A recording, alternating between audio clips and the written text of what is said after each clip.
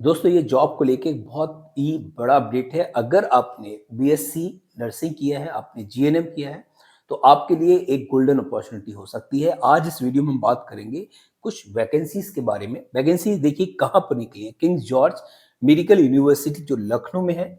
अगर आप यहाँ पर जॉब करना चाहते हैं और आपके पास बीएससी नर्सिंग या जीएनएम है, तो आप आसानी से जॉब ले सकते हैं। बहुत सारी वैकेंसी यहाँ पर निकली हुई है। चलिए बात करेंगे कंप्लीट एलिजिबिलिटी क्राइटेरिया की, वो क्या है, और साथ ही साथ और भी डिटेल में डिस्कशन करेंगे। उम्मीद है कि अगर आपने बीएससी नर्सिंग किया है तो आपके लिए ये वीडियो बहुत ही हेल्प करेगा।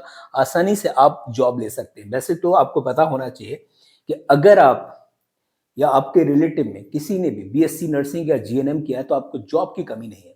आसानी से आप जॉब ले सकते हैं, गवर्नमेंट भी और प्राइवेट भी। तो यहाँ पर क्या कह रहे हैं कि देखिए रिक्रूटमेंट डिटेल दे रखी है, यहाँ पर गाइडलाइन दे रखी है। चलिए आगे इसको समझ लेते हैं। एड्रेस भी दे रखा है, सब कुछ ठीक है। In case of any query, आप यहाँ पर क्वेरी अगर आपकी कुछ है तो कॉल कर सकते हैं, एसएमएस आप मैसेज यानी कि मेल भी कर सकते हैं। तो सारी चीजें यहाँ पर अवेलेबल हैं। यहाँ से देखिएगा, यहाँ पर स्पेशल नोट लिखा है कि mode of application is only online KGMU। Website यहाँ पर इन्होंने मेंशन है। इस वेबसाइट पे जाके आप ऑनलाइन फॉर्म फिल कर सकते हैं अपना रिक्रूटमेंट के लिए। Application send through any other means will not be accepted. अगर आप चाहें भी तो बाय पोस्ट इसको नहीं कर सकते। इसका मतलब है एट एनी कॉस्ट आपको फॉर्म जो है ऑनलाइन ही सबमिट करना होगा। No hard copy of the application document are required. आपको भेजना ही नहीं है by post. Candidate must fulfil the essential eligibility criteria. जो भी डिटेल है आपको सारी भरनी होगी प्रॉपर, बिल्कुल किसी भी तरीके की कोई भी इंफॉर्मेशन हाइड नहीं करना है। ऑनलाइन रजिस्ट्रेशन आपको करना है। Submission process schedule will be publish on the website. जो भी एग्जाम की डेट है वो सब कुछ A to Z सारी चीजें यहाँ पर जो है वो मेंशन होंगी। Examination will be conduct according to the publish schedule. जो भी स्केड्यूल होगा उसके अकॉर्डिंग एग्जामिनेशन कंडक्ट कराई जाएंगे। Candidate are advise to visit institute website. सलाह दी जाती है कि आप इंस्टीट्यूट की वेबसाइट पे जाके और चीजों को चेक करें। यहाँ देखिएगा कुछ टेबल दे रखी है। बैकलॉग रिक्रूटमेंट भी यहाँ पर दे रखे हैं। 107 वैकेंसीज हैं बैकलॉग रिक्रूटमेंट की। और यहाँ पर देखिए इनकी एलिजिबिलिटी क्राइटेरिया भी आप देख सकते हो कि बीएससी ऑनर्स यानी नर्सिंग है, BSc nursing from Indian Nursing Council recognised institute और यूनिवर्सिटी।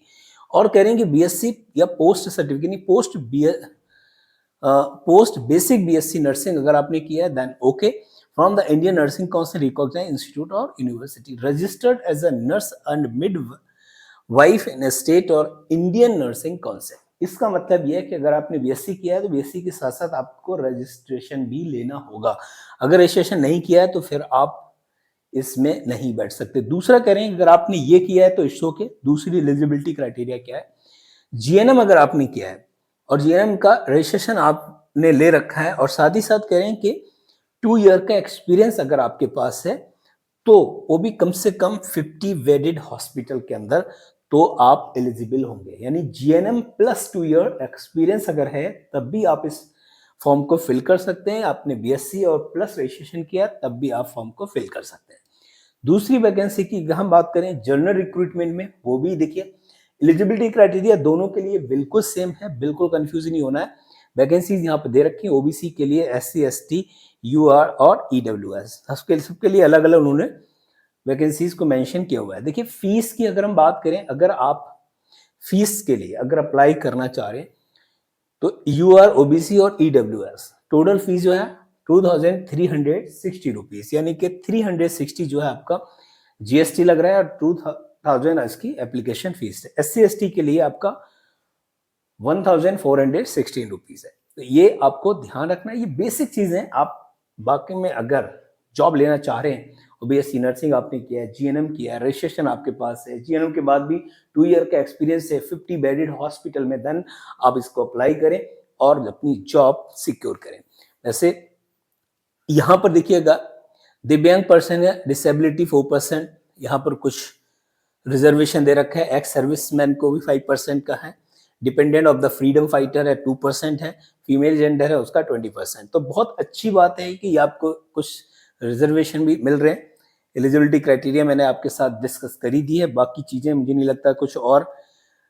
एज की बात करें, देखो एज भी है, मैक्सिमम इन्होंने 40 तक लिया है, 18 से 40 और 14 के बाद भी 5 इयर्स का लगभग रिलैक्सेशन आपको मिलेगा। कुछ जगह 15 इयर्स तक का एज रिलैक्सेशन है, ये भी आपको दिव्यांग या फिर डिसेबल कैंडिडेट के लिए।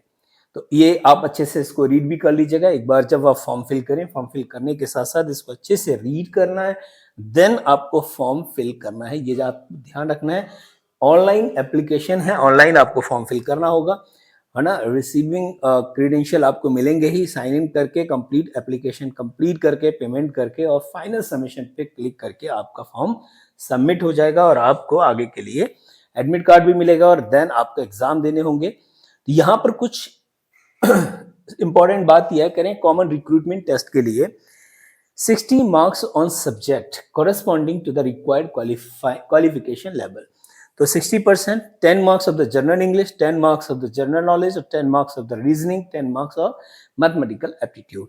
तो कुल मिला के 100 मार्क्स का पेपर होगा और आपको ये क्वालिफाई करना ही होगा, तभी आप आगे के मिनिमम क्वालिफाइंग जो मार्क्स हैं CRD के लिए करेंगे 50% general, EWS and OBC candidate के लिए।